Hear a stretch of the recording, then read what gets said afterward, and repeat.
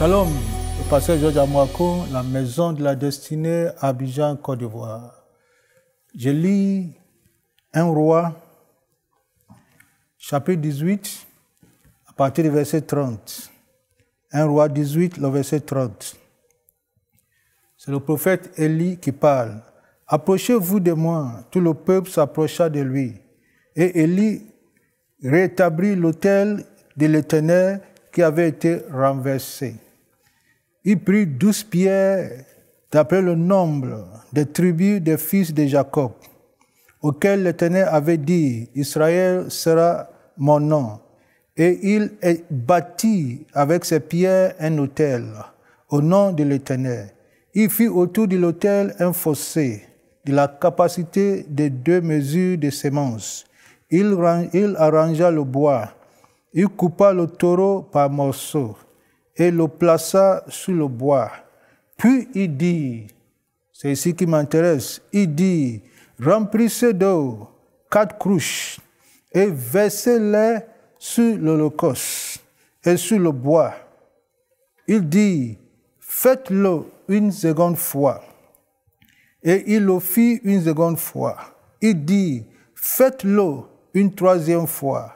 Et il le fit une 3e fois. L'eau coula autour de l'autel et l'on remplit aussi d'eau le fossé. Au moment de la présentation de l'offrande, Élie, le prophète, s'avança et dit, « L'Éternel Dieu d'Abraham, d'Isaac et d'Israël, que l'on sache aujourd'hui que tu es Dieu en Israël, que je suis ton serviteur, et que j'ai fait toutes ces choses sur ta parole.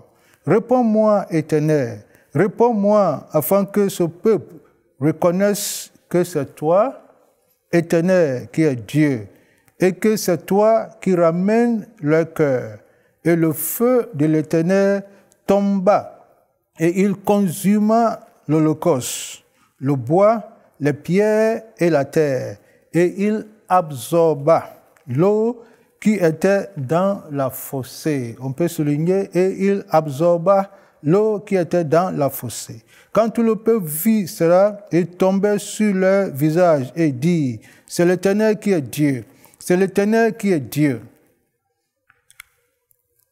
Saisissez les prophètes de Baal, leur dit Élie, qu'aucun d'eux n'échappe. Et il les saisit. Élie les fit descendre au torrent de Kizon, où il les égorgea. Et Élie dit à Ahab, monte, mange et bois, car il se fait un bruit qui annonce la pluie. Il se fait un bruit qui annonce la pluie. Qu'est-ce que se passe ici? On va parler d'une offrande inhabituelle.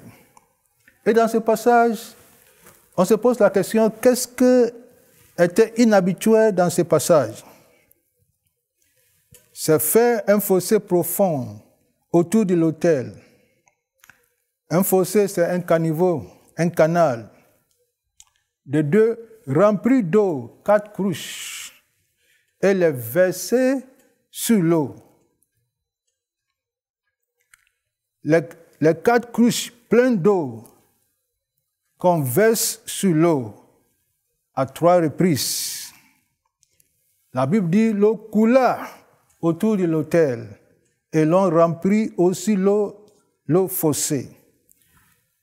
Il convient de rappeler que c'était une saison de sécheresse. Il n'y avait ni de pluie pendant 3 ans et demi. L'atmosphère était sèche et aride.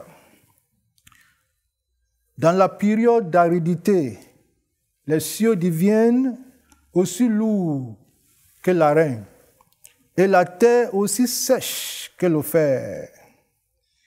Il faut préciser que dans une saison d'aridité, au lieu de la pluie, c'est la poussière et la poudre qui couvrent le ciel. Et ce nuage de poussière dessèche tout. C'est pour cette raison qu'à 1 Roi, chapitre 17, le verset 7, la Bible nous dit, « Il arriva qu'au bout de quelque temps, le torrent fut à sec. parce qu'il n'y avait pas eu de l'eau. Même l'homme de Dieu, Élie, il lui manquait de l'eau. Ce nuage dessèche l'atmosphère et la rend aride, stérile et dévastée. Dans une telle saison, l'élément le plus important, le plus précieux, c'est l'eau. Dans une telle saison,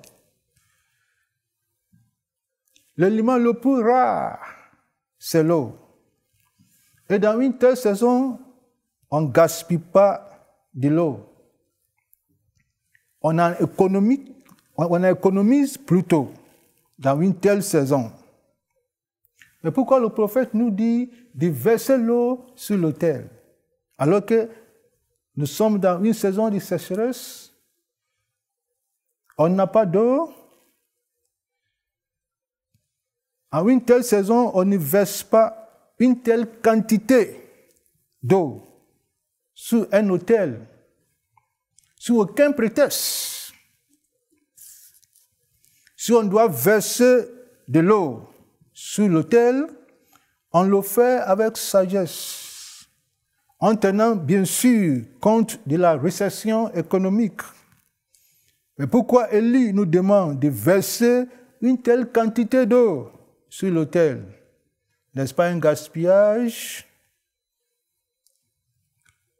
Si l'on doit verser une telle quantité d'eau, ne penses-tu pas que la meilleure saison de verser une telle quantité d'eau sur l'autel serait dans une saison de pluie où il n'y avait pas de problème? Ce n'est pas le moment, de sécheresse qu'on doit verser l'eau sur un autel de bois. Alors, voici ce qui s'est passé. Élie, avant la prière, va rebâtir l'autel, ce qui est très très important. Et après avoir rebâti l'autel, Élie demande au peuple, aux enfants d'Israël, d'aller chercher de l'eau. 4 cruches d'eau, 4 seaux d'eau. Élie dit, versez sur l'autel. Mais n'oubliez pas que nous sommes dans une saison de sécheresse. Nous sommes dans une famine. 3 ans et demi, il n'y a pas d'eau. Il n'y a pas de pluie, n'oubliez pas. Mais prophète, où est-ce qu'on va aller chercher l'eau? Dieu ne peut pas faire avec un seau d'eau ou bien avec une petite bouteille d'eau. Élie dit 4 seaux d'eau. Ils sont allés chercher, ils ont versé les 4 seaux d'eau.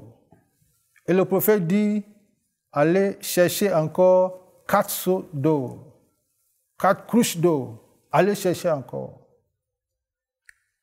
Si tu étais là, dans ce moment de sécheresse, dans ce moment de restriction économique, où l'élément le plus important et précieux, c'est l'eau, où chaque famille économise son eau. Il fut un moment, la Bible nous dit, même le roi Ahab, il est allé chercher de l'eau pour ses animaux et pour sa maison. Alors tu peux imaginer combien de fois l'eau était rare. Même au palais, on cherchait de l'eau. On cherchait de l'eau partout. Et toi, Élie, tu viens nous dire de verser 4 cruches d'eau sur un autel. Bon, on a fait cela. Tu nous dis de verser encore 4 cruches d'eau. Et de verser une 3e fois encore. Qu'est-ce que ça veut dire, homme de Dieu?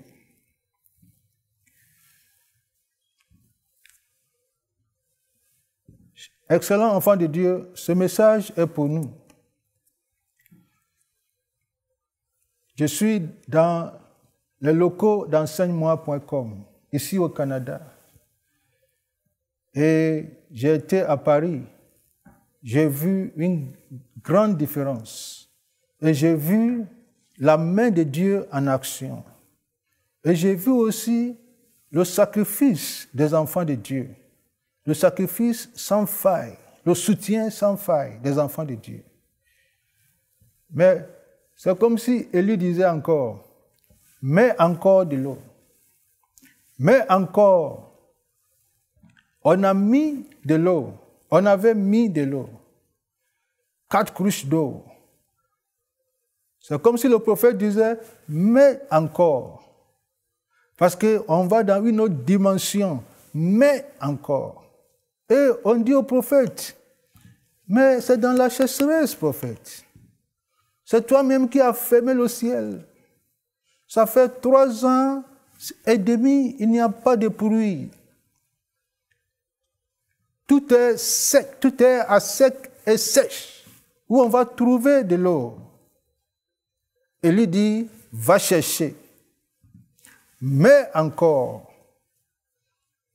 c'est une parole prophétique pour nous. Dieu dit, vous avez soutenu, vous avez donné. Mais Dieu dit, va chercher encore 4 cruches d'eau. Mets sur l'autel d'enseigne-moi. On a mis. Et par la grâce de Dieu, on a acheté ce lieu. On a soutenu pour des émissions. Dieu dit, mets encore 4 cruches d'eau. Cette fois-ci pour la diffusion. Parce que, enseigne-moi en temps de changer son image pour toucher un grand nombre de personnes. Et pour y arriver, Dieu a besoin de tous ses fidèles pour envoyer de l'eau sur l'autel. C'est vrai que c'est la sécheresse, nous attendons quelque chose. Tout le pays attendait la pluie. Et Dieu dit, tu veux la pluie, mets de l'eau. Envoie de l'eau et tu auras la pluie. Et l'homme dit, Seigneur, si tu me donnes la pluie, je vais te donner de l'eau.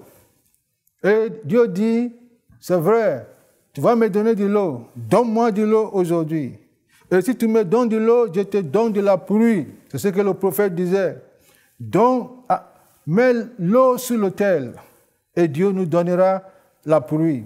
Parce que ce qui a été intéressant est que l'autel avait soif. Il ne faut pas oublier. La terre avait soif. L'autel aussi avait soif. On doit satisfaire le besoin de qui? L'autel a soif. Ça veut dire Dieu a soif. La terre a soif. L'homme a soif. L'homme a besoin de la pluie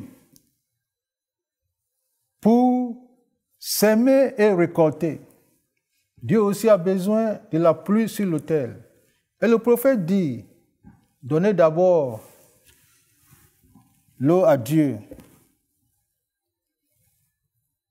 Donne d'abord l'eau à Dieu. Et Israël a compris.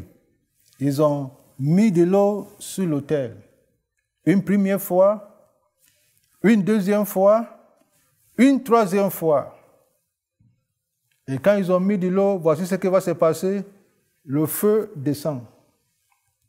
Et quand le feu descend, le feu vient pour absorber l'eau. Le feu, c'est la présence de Dieu. Dieu vient boire l'eau de son peuple.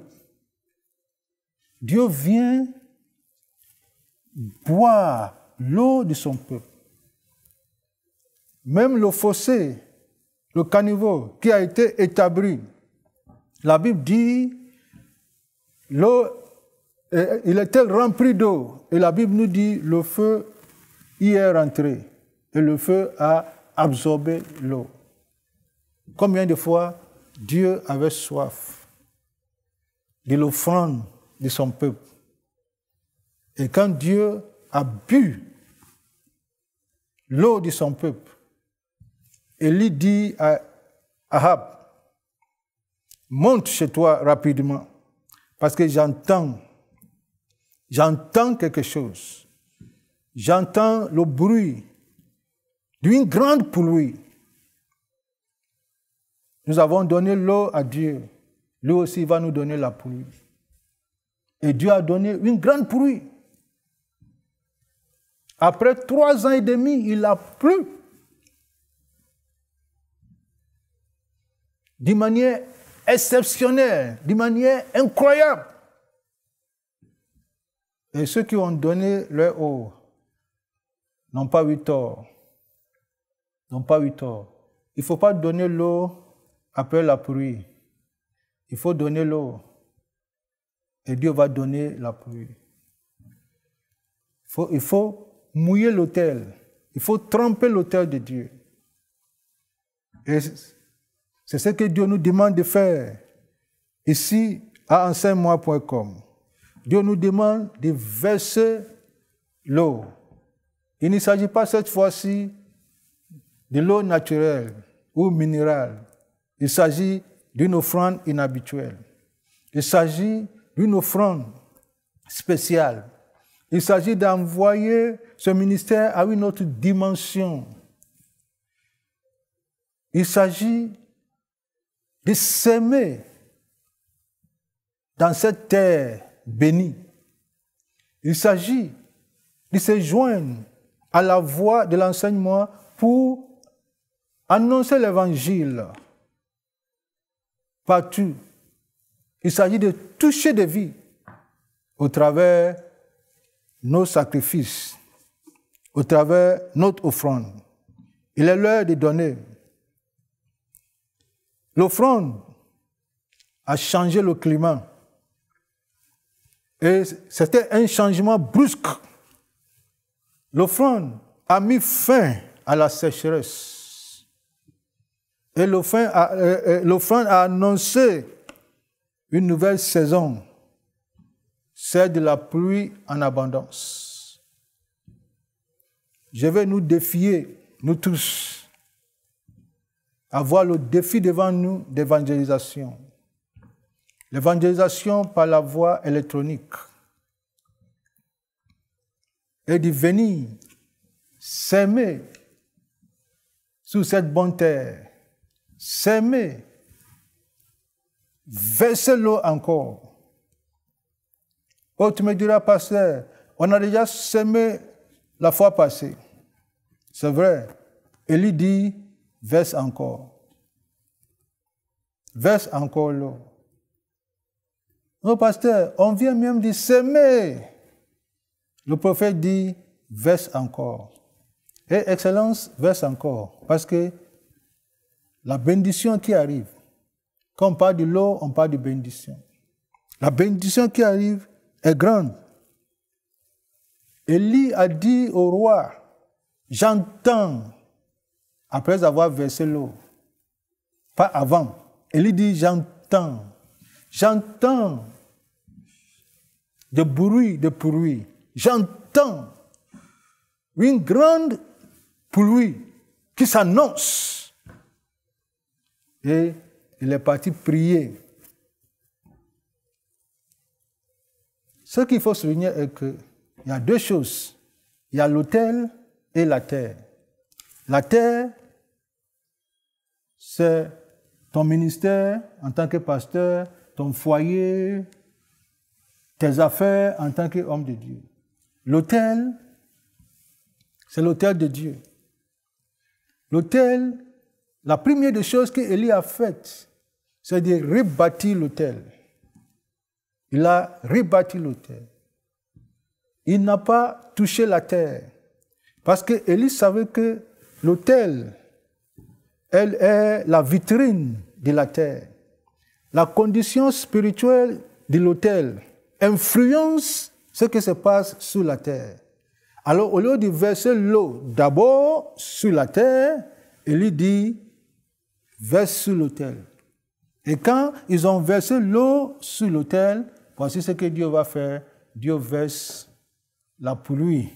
Dieu fait venir la pluie sur la terre. Et une pluie en abondance. C'est ce que Dieu va faire. Il veut t'apporter une pluie de bénédiction. Il veut t'apporter une pluie de réveil spirituel. Il veut t'apporter une pluie de grâce et de faveur sans précédent.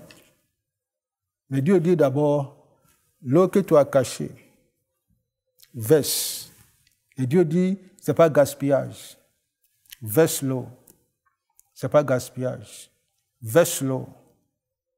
Il faut s'aimer. Verse encore. Oui, c'est vrai. C'est dans un moment difficile. Dieu dit, verse encore. Verse encore. Parce que le miracle qui arrive, l'œil n'a point vu. L'oreille n'a point entendu. Ce n'est jamais venu dans le cœur des hommes. Je me rappelle, j'ai prêché ce message à Kampala, dans une grande église d'Assemblée de Dieu, à Kampala. Et le pasteur m'a dit de défier son peuple à donner.